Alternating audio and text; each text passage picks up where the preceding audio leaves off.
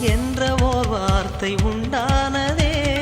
காதல் என்ற மந்திரத்தின் மாயம் என்ன, கல்லும் முள்ளும் இப்போது பூவானதே. வானவில்லின் துண்டொன்று மண்ணில் வந்து யாருக்கும் சொல்லாமல் பெண்ணானதே. பெண்மே